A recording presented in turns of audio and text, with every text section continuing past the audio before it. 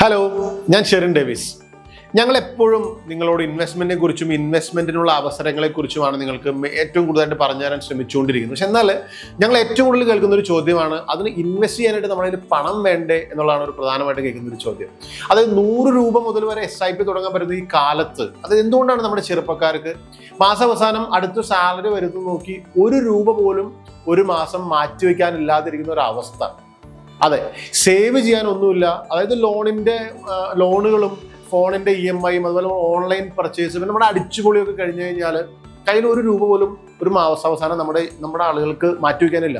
അപ്പോൾ ഇൻവെസ്റ്റ്മെന്റിനെ കുറിച്ച് പറയുന്നതിന് മുൻപ് സേവിങ്സിനെ പറ്റി പറയണം. സേവിങ്സ് എന്താണെന്ന് പറയണം. അതായത് അതിനു മുമ്പ് നമ്മൾ സേവിങ്സിനെ പറ്റി പറയുന്നത് ബഡ്ജറ്റിങ്ങിനെ കുറിച്ച് പറയണം. എന്താണ് ബഡ്ജറ്റിംഗ് എന്ന് പറയണം. അതിനു മുമ്പ് നമ്മൾ എന്ത് ചെയ്യണം? ഏറ്റവും പ്രധാനപ്പെട്ട ഒരു കാര്യം എന്ന് പറയുന്നത്, പലതിനോടും നോ പറയാനുള്ള ഒരു മൈൻഡ് സെറ്റ് നമ്മൾ ഉണ്ടാക്കിയെടുക്കുക എന്നുള്ളൊരു ആവശ്യത്തെ പറ്റി പറയണമെന്ന് ഞങ്ങൾക്ക് തോന്നി നിങ്ങളോട്. അപ്പൊ ഇതാണ് നമ്മുടെ ഇന്നത്തെ വിഷയം, the power of saying no to the society's money traps.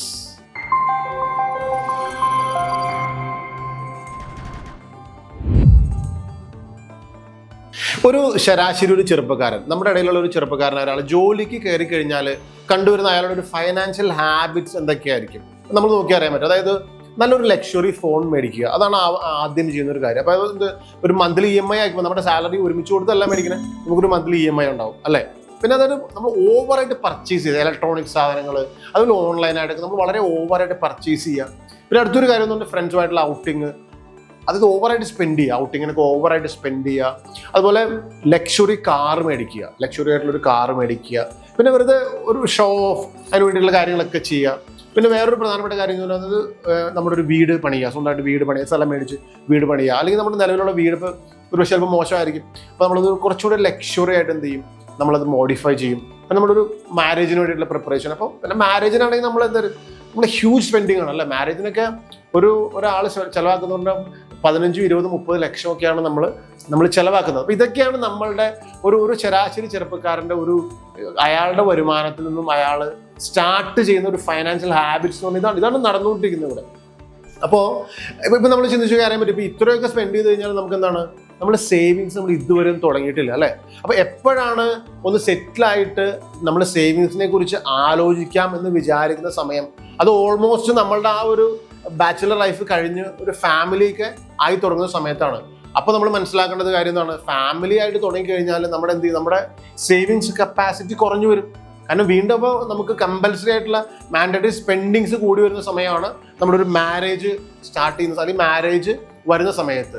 അപ്പോൾ നമുക്ക് എന്ത് തോന്നും, അപ്പോൾ നമ്മൾ വീണ്ടും വിചാരം വരും, മിക്ക യങ്സ്റ്റേഴ്സിനും വീണ്ടും വിചാരം വരുന്ന ഒരു സമയമാണിത്, നമ്മുടെ മാരേജ് കഴിയുന്ന സമയം. അത് പണ്ട് നമ്മൾ വെറുതെ പടക്കം പൊട്ടിക്കുന്ന പോലെ പൊട്ടിച്ച് കളഞ്ഞ പൈസയിൽ എന്തെങ്കിലുമൊക്കെ നമുക്ക് മാറ്റിവെക്കാമായിരുന്നു, അല്ലെങ്കിൽ നമുക്കൊരു SIP തുടങ്ങാമായിരുന്നു എന്നൊക്കെ നമ്മൾ ചിന്തിക്കുന്നത് ഈ ഒരു ഏറ്റവും എന്താ പറയുക, ഒട്ടും നമ്മളെ സംബന്ധിച്ച് SIP അല്ലെങ്കിൽ സേവിങ്സ് തുടങ്ങാൻ പറ്റാത്ത ബാധ്യതകളിൽ നിന്നും അല്ലെങ്കിൽ ചിലവ് കൂടിയ അവസ്ഥയിലൊക്കെ വരുമ്പോഴാണ് നമ്മൾ പണ്ടത്തെ കാലത്തെ പറ്റി ആലോചിക്കുന്നത്. ഇതിന് എന്താണ് നമുക്കൊരു പരിഹാരമെന്ന് നിങ്ങൾ ചിന്തിച്ചിട്ടുണ്ടോ? ഇതിന് പരിഹാരമുണ്ട്. അതിനുള്ള സ്റ്റെപ്പ് 1, അതായത് എന്താണ് ആദ്യത്തെ ഒരു സ്റ്റെപ്പ് എന്ന് പറയുന്നത്, നിങ്ങളുടെ ഒരു ട്രാപ്പുകൾ, ഫൈനാൻഷ്യൽ ട്രാപ്പുകൾ എന്തൊക്കെയാണ് നിങ്ങളുടെ ജീവിതത്തിൽ സംഭവിച്ചത് എന്നുള്ളത് വ്യക്തമായിട്ട് മനസ്സിലാക്കുക എന്നുള്ളതാണ്. ഇതാണ് നമ്മൾ ചെയ്യേണ്ട ആദ്യത്തെ കാര്യം എന്ന് പറയുന്നത്. അപ്പോൾ അത് എന്തൊക്കെയായിരിക്കും? അത് ചിലപ്പോൾ നിങ്ങളുടെ ഒരു ഓവറായിട്ടുള്ള പർച്ചേസിങ് ആയിരിക്കും, അത് നിങ്ങൾ മനസ്സിലാക്കാൻ ശ്രമിക്കുക. ചിലപ്പോൾ നിങ്ങളുടെ ഫ്രണ്ട്സിൻ്റെ കൂടെ നിങ്ങൾ അത് നിൽക്കുന്ന സമയത്ത് നിങ്ങൾക്ക് ആവശ്യമില്ലാത്ത കുറേ കാര്യങ്ങൾ നിങ്ങൾ സ്പെൻഡ് ചെയ്യേണ്ടി വരും. ഒരു പക്ഷേ ചിലപ്പോൾ ഇതായിരിക്കാം, അല്ലെങ്കിൽ ചിലപ്പോൾ സോഷ്യൽ മീഡിയയുടെ ഇൻഫ്ലുവൻസ് കൊണ്ട് ഓൺലൈനായിട്ട് പർച്ചേസ് ചെയ്യുക, അല്ലെങ്കിൽ ഇങ്ങനെയുള്ള പല സ്പെൻഡിങ്ങുകളിൽ ഇതിലേത് ട്രാപ്പുകളാണ് നിങ്ങൾ പെട്ടിരിക്കുന്ന ട്രാപ്പ് എന്താണെന്ന് നിങ്ങൾ ആദ്യം മനസ്സിലാക്കുക. അപ്പോൾ അങ്ങനെ നിങ്ങളുടെ പണം അത് എവിടേക്കാണ്, എങ്ങനെയാണ് അനാവശ്യമായിട്ട് ദൂരത്തായിട്ട്, അതായത് വെറുതെ ആവശ്യമില്ലാതെ പോകുന്നത് നിങ്ങൾ മനസ്സിലാക്കാൻ ശ്രമിക്കുക എന്നുള്ളതാണ് നിങ്ങളുടെ ആദ്യത്തെ സ്റ്റെപ്പ്. ഇനി അടുത്ത രണ്ടാമത്തെ സ്റ്റെപ്പ്. എന്താണ് രണ്ടാമത്തെ സ്റ്റെപ്പ്? അതായത് നിങ്ങളുടെ മനസ്സിനെ കൺട്രോൾ ചെയ്യുന്നതാണ് രണ്ടാമത്തെ സ്റ്റെപ്പ്. അതായത് ഒരു നോ പറയാനായിട്ട് ഒരു മൈൻഡ് സെറ്റ് നമുക്ക് ഉണ്ടാക്കിയെടുക്കണം. കാരണം ഇങ്ങനെയുള്ള സാഹചര്യങ്ങളിൽ ഏറ്റവും പ്രധാനപ്പെട്ട ഒരു കാര്യം എന്ന് പറയുന്നത്, ആവശ്യമില്ലാത്ത കാര്യങ്ങളോട് അത് മനസ്സിലാക്കി ഇത് ആവശ്യമില്ലാത്തതാണ് എന്ന് നമ്മൾ മനസ്സിലാക്കി അതിനോടൊരു നോ ഇത് പറയാനുള്ളൊരു മൈൻഡിൻ്റെ ഒരു കപ്പാസിറ്റി നമ്മൾ ബിൽഡ് ചെയ്യുക. അതായത് നമ്മുടെ ഒരു സ്റ്റാറ്റസ് സിമ്പിൾ ആയിട്ട് നമ്മൾ പലപ്പോഴും ബിൽഡ് ചെയ്യുന്ന പല കാര്യങ്ങളുണ്ട്. അത് നമുക്കൊരു ആവശ്യമില്ലാത്തൊരു തോന്നലാണത്. പലപ്പോഴും നമുക്ക് തോന്നുന്ന ഒരു കാര്യം, ഇപ്പോൾ നമുക്കൊരു 20,000 രൂപ അല്ലെങ്കിൽ 25,000 രൂപയുടെ ഒക്കെ ഒരു ഫോൺ ആവശ്യമുള്ള സമയത്ത് നമ്മളൊരു 1.5 ലക്ഷം ഒരു ഐഫോൺ മേടിക്കാമെന്ന് വിചാരിക്കുക. അപ്പോൾ അങ്ങനെ മേടിക്കുന്ന സമയത്ത് നമ്മളൊന്ന് സ്വയം ചിന്തിച്ച് നോക്കുക, ഇത് നമ്മുടെ ഒരു സ്റ്റാറ്റസിൻ്റെ ഒരു സിമ്പലാണോ, അതോ അത് നമ്മൾക്ക് ആവശ്യമുള്ള ഒരു കാര്യമാണോ, നമ്മൾ സ്വയമായിട്ടൊന്ന് ചോദിച്ചു നോക്കുക. പിന്നെ ഏറ്റവും വലിയൊരു പ്രശ്നം എന്ന് പറയുന്ന ഒരു കാര്യം, ഈ നമുക്കൊരു ഈസി മണി, അത് നമ്മുടെ ക്രെഡിറ്റ് കാർഡ് വെച്ച് നമുക്ക് ബൈ ചെയ്യാൻ പറ്റും.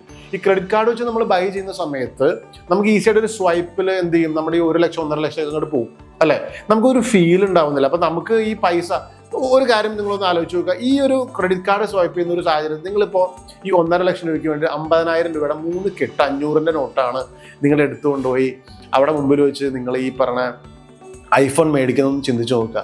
അങ്ങനെയാണെങ്കിൽ ഒരു പക്ഷേ നിങ്ങളുടെ മനസ്സിൽ ചെറിയൊരു പ്രശ്നം വരാൻ സാധ്യതയുണ്ടല്ലേ. കാരണം നമ്മൾ ഈ പണം ഫിസിക്കലായിട്ടുള്ള മണി കൊടുത്ത് നമ്മൾ ഇത് മേടിക്കുന്ന സമയത്ത് 1.5 ലക്ഷം നമ്മുടെ കയ്യിൽ നിന്ന് പോയില്ലോ എന്നൊരു സൈക്കോളജിക്കൽ ഒരു ഫീലിംഗ് നമുക്ക് വരും അല്ലേ. പക്ഷെ നമ്മളൊരു 1.5 ലക്ഷം ഒരു ക്രെഡിറ്റ് കാർഡ് സ്വൈപ്പ് ചെയ്യുന്ന സമയത്ത് നമുക്ക് വളരെ ഈസിയാണ്. കാരണം നമുക്കത് ഫീൽ ചെയ്യുന്നില്ല.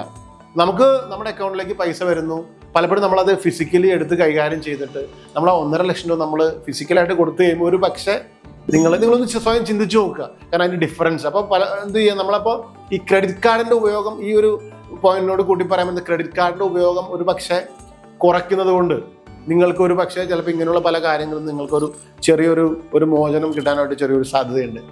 ഇനി ആദ്യത്തെ ഒരു കാര്യം നമ്മൾ മനസ്സിലായി. രണ്ടാമത്തെ ഒരു പ്രധാനപ്പെട്ട ഒരു സ്പെൻഡിങ് എവിടെയാണ്, നമ്മുടെ വെഡ്ഡിങ് ആണല്ലേ.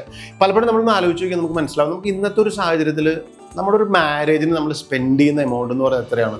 അതായത് നമ്മളുടെ ഫാമിലി, നമ്മുടെ റിലേറ്റീവ്സിനെയും നമ്മുടെ അയൽവക്കാരെയൊക്കെ നമ്മൾ കൺവിൻസ് ചെയ്യാൻ വേണ്ടിയിട്ട് നമ്മൾ മാരേജ് അടിച്ച് പൊളിച്ചല്ലേ. അതായത് ഒരു ദിവസം 2 ദിവസത്തേക്ക് വേണ്ടിയിട്ടാണ് നമ്മൾ അടുത്തൊരു 10 കൊല്ലത്തേക്കുള്ള ഒരു ബാധ്യത നമ്മൾ ഉണ്ടാക്കി വെക്കുന്നത് അല്ലേ. നമ്മൾ മാരേജിന് ഇന്നത്തെ ഒരു കാലഘട്ടത്തിൽ മാരേജിന് വേണ്ടി നമ്മൾ പൊടിച്ചു കളയുന്ന പണം എന്ന് പറയുന്നത് നമുക്ക് ആവശ്യത്തിനുള്ളതാണോ അതോ അനാവശ്യമാണോ, നമ്മുടെ ഒരു സ്റ്റാറ്റസ് സിമ്പലാണോ. അപ്പോൾ ഈ പലപ്പോഴും നമ്മൾ സ്പെൻഡിങ്ങിനെ പറ്റി ചിന്തിക്കുന്ന സമയത്ത് ആ ഒരു ആംഗിളിലാണ് നമ്മളിതൊക്കെ ചിന്തിക്കേണ്ടത്. അപ്പോൾ അത് നമ്മൾ വളരെ സീരിയസ് ആയിട്ട് നമ്മൾ ചിന്തിക്കണം. ഈ പണ്ട് കാലങ്ങളിലൊന്നും മാരേജിന് വേണ്ടിയിട്ട് നമ്മൾ ഇത്രയും പൈസ സ്പെൻഡ് ചെയ്ത് കളയേണ്ട ഒരു കാര്യങ്ങളോ കാലഘട്ടങ്ങളോ ഉണ്ടായിരുന്നിട്ടില്ല. പക്ഷെ ഇപ്പോൾ ഇത് കുറേ നാളുകളാണ്. പക്ഷെ ഞാൻ മനസ്സിലാക്കുന്ന ഒരു കാര്യം, പലപ്പോഴും ഒരു മാരേജ് ഭംഗിയാക്കുക എന്നുള്ളത് ആ വീട്ടുകാരുടെ ആവശ്യമല്ല, പലപ്പോഴും പല ഇവന്റ് മാനേജ്മെന്റ് കമ്പനിക്കാരും അതുപോലെ മറ്റുള്ള ആളുകളുടെ ആവശ്യമാണല്ലേ. അപ്പോൾ ഓരോ എല്ലാ കാര്യങ്ങളും നമ്മുടെ സ്റ്റേജ് ഡെക്കറേഷൻ ഒന്നും പണ്ട് ഇത്രയും എക്സ്പെൻസീവ് ആയിട്ടുള്ള കാര്യങ്ങളൊന്നും ഉണ്ടായിരുന്നില്ല.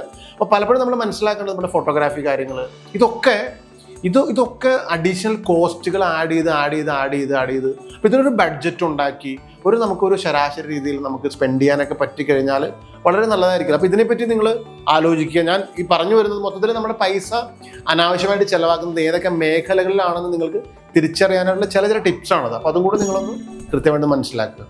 നമ്മൾ ഈ 2 സ്റ്റെപ്പ് നമ്മൾ മനസ്സിലാക്കിയാൽ, അതായത് നമ്മളുടെ ഒരു എന്താ പറയുക, ചില ഫൈനാൻഷ്യൽ ട്രാപ്സ് എന്തൊക്കെയാണ് നമ്മൾ മനസ്സിലാക്കി. അതുപോലെ തന്നെ നമ്മളുടെ ഓവറോൾ സ്പെൻഡിങ്സ് ഏതൊക്കെയാണ് നമ്മൾ മനസ്സിലാക്കി. നമ്മൾ ഈ ഇതിന് മുൻപ് പറഞ്ഞ കാര്യങ്ങൾ നമ്മൾ മനസ്സിലാക്കിയല്ലേ. ഇനി ഞാൻ പറയാൻ പോകുന്നത് ഒരു പക്ഷേ നിങ്ങൾക്കൊരു റിയലിസ്റ്റിക് ആയിട്ടുള്ളൊരു അപ്രോച്ച് ആണോ എന്നൊക്കെ ഒരു പക്ഷേ നിങ്ങൾക്ക് ചിലപ്പോൾ തോന്നാം. അതായത് നമ്മൾ ഈ അനാവശ്യമായിട്ട് നമ്മൾ സ്പെൻഡ് ചെയ്ത പണം നമുക്കൊരു സേവിങ്സ് ആക്കി മാറ്റാൻ പറ്റുകയാണെങ്കിൽ നമ്മുടെ ജീവിതത്തിൽ ഒരു വലിയൊരു ഫൈനാൻഷ്യൽ ആയിട്ടുള്ളൊരു ഫ്യൂച്ചർ ഉണ്ടാവും. ഇത് വളരെ റിയലിസ്റ്റിക് ആയിട്ടുള്ള ഒരു അപ്രോച്ചാണ്. ഇനി ഇപ്പം പലപ്പോഴും ഇത് പറയുമ്പോൾ പലരും ചിന്തിക്കുന്നുണ്ടാവും, നമുക്ക് അടിച്ചു പൊളിച്ച് ജീവിക്കുക എന്നുള്ളതാണ്, നമ്മൾ പ്രസൻറ്റിൽ ജീവിക്കുക എന്നുള്ളതാണ് എന്നുള്ള പല എക്സ്പ്ലനേഷൻസും പല കൺക്ലൂഷൻസും കൊടുക്കുന്ന ആളുകളും ഉണ്ടാവും. പക്ഷേ നമ്മളൊരു കാര്യം ചിന്തിച്ചു നോക്കുക, അതായത് നമ്മുടെ സ്പെൻഡിങ്സ് എപ്പോഴും, അതായത് ആവശ്യമുള്ള കാര്യത്തിന് മാത്രം നമ്മൾ സ്പെൻഡ് ചെയ്യുക എന്നുള്ളത് നമ്മൾ മനസ്സിലാക്കി. അത് നമ്മൾ അനാവശ്യമായിട്ടുള്ള ചില ട്രാപ്പുകളിൽ അനാവശ്യമായിട്ടുള്ള ചില എന്താ പറയുക ഒരു സ്റ്റാറ്റസിൻ്റെ ഒക്കെ പുറകിൽ പോയി പലപ്പോഴും നമുക്ക് മനസ്സിലാക്കാൻ പറ്റുന്ന ഒരു കാര്യം, അല്ലെങ്കിൽ നിങ്ങൾ ഇരുത്തി ചിന്തിച്ചാൽ നമുക്ക് മനസ്സിലാക്കാൻ പറ്റുന്ന ഒരു കാര്യം എന്ന് പറഞ്ഞാൽ നമ്മളൊരു ലൈഫിലെ എന്താ പറയുക ഒരു ഫ്രൂഗലായിട്ട്, അതായത് നമ്മൾ ഒരു മിതത്വം പാലിച്ച് ഓവറായിട്ട് സ്പെൻഡ് ചെയ്യാതെ ജീവിച്ച് ഉണ്ടാകുന്ന നമുക്ക് ഒരു കടങ്ങളില്ലാതെ, അല്ലെങ്കിൽ നമുക്ക് ലയബിലിറ്റീസ് ഇല്ലാതെ, ഇൻട്രസ്റ്റ് റേറ്റിനെ പേടിക്കാതെ, EMI പേടിക്കാതെ വളരെ റിയലിസ്റ്റിക് ആയിട്ട് ജീവിക്കാൻ പറ്റുന്ന ഒരു ജീവിത സാഹചര്യം അല്ലേ നല്ലത് എന്ന് നിങ്ങൾ ചിന്തിച്ചു കഴിഞ്ഞാൽ നിങ്ങൾക്ക് ഞാൻ ഈ മുൻപ് പറഞ്ഞ കാര്യങ്ങളൊക്കെ നിങ്ങൾക്ക് റിലേറ്റ് ചെയ്യാൻ പറ്റും. അതായത് നമ്മുടെ അനാവശ്യമായ സ്പെൻഡിങ്ങുകളൊക്കെ കുറച്ച് ആ സ്പെൻഡിങ്ങുകൾ മനസ്സിലാക്കി അത് കുറച്ച് പ്രാക്ടിക്കലി നമുക്കത് നമ്മളെ സ്വയം കൺവിൻസ് ചെയ്യാം. നമ്മളത് കുറച്ച് ആ എമൗണ്ടുകളെ നമ്മൾ സേവ് ചെയ്ത് അതിനൊരു ഏറ്റവും നല്ല ഇൻവെസ്റ്റ്മെൻറ്റുകളിലേക്ക് നമ്മൾ പൂൾ ചെയ്യാനായിട്ട് നമ്മൾ ശ്രമിച്ചാൽ നമുക്ക് ആ ഒരു ലൈഫ് നമുക്ക് എൻജോയ് ചെയ്യാനായിട്ട് വരും അല്ലേ. നമുക്ക് കടങ്ങളില്ലാത്ത ഡെറ്റ് ഫ്രീ ആയിട്ടുള്ള വളരെ നല്ലൊരു ഫൈനാൻഷ്യൽ ഫ്യൂച്ചർ. അപ്പോൾ സാമ്പത്തികമായിട്ട് സുസ്ഥിരതയ്ക്ക് വേണ്ടി, സാമ്പത്തികമായിട്ട് അഭിവൃദ്ധിക്ക് വേണ്ടി നമ്മൾ വേറെ ഒന്നും ചെയ്യണ്ട. നമ്മൾ സിമ്പിളായിട്ട് നേരത്തെ ഞാൻ പറഞ്ഞ 2 കാര്യങ്ങൾ മനസ്സിലാക്കിയാൽ മാത്രം മതി. നമ്മൾ അനാവശ്യമായിട്ടുള്ള മൈൻഡ് ട്രാപ്പുകൾ, നമ്മുടെ മണി ട്രാപ്പുകൾ നമ്മൾ മനസ്സിലാക്കാൻ ശ്രമിക്കുക. അതിനോടൊക്കെ നോ പറയാനുള്ള ഒരു മൈൻഡ് സെറ്റ് ഉണ്ടാക്കുക. നമ്മൾ അനാവശ്യമായിട്ട് സ്റ്റാറ്റസ് സിമ്പിളാണെന്ന് മറ്റുള്ളവരെ കൺവിൻസ് ചെയ്യുന്ന രീതിയിലുള്ള കുറേ എക്സ്പെൻഡിച്ചറുകൾ നമ്മൾ ബോധപൂർവം തന്നെ അതിൻ്റെ ഒന്നും ആവശ്യമില്ല എന്ന് മനസ്സിലാക്കി ആവശ്യത്തിന് വേണ്ടി മാത്രം നമ്മൾ സ്പെൻഡ് ചെയ്യാൻ ശ്രമിച്ചാൽ തന്നെ എന്ത് ചെയ്യാം, നമുക്കൊരു വലിയ സേവിങ്സ് നമ്മുടെ ലൈഫിൽ ഉണ്ടാക്കാൻ പറ്റും. ആ സേവിങ്സിനെ ഏറ്റവും ഭംഗിയായിട്ട് നിങ്ങൾ നല്ല നല്ല ഇൻവെസ്റ്റ്മെൻറ്റ് അവന്യൂകളിലേക്ക് നമ്മൾ മാറ്റുക. ഇങ്ങനെ മാറ്റിയാൽ തന്നെ നിങ്ങളുടെ കടങ്ങൾ പകുതി കുറയുന്നതായിരിക്കും. മനസ്സമാധാനം 100% ഗ്യാരണ്ടീഡ് ലൈഫ് നിങ്ങൾക്ക് കിട്ടും എന്നുള്ളതാണ് ഞങ്ങൾ ഇന്നത്തെ ഈ വിഷയം. നിങ്ങൾക്ക് മനസ്സിലായെന്ന് വിചാരിക്കുന്നു. നിങ്ങളുടെ ജീവിതത്തിൽ അങ്ങനെ ഒരു നല്ലൊരു ട്രാൻസ്ഫോർമേഷൻ ഉണ്ടാവട്ടെ എന്ന് ഞങ്ങൾ ആശംസിക്കുന്നു. We are here to create investment winners. Thank U.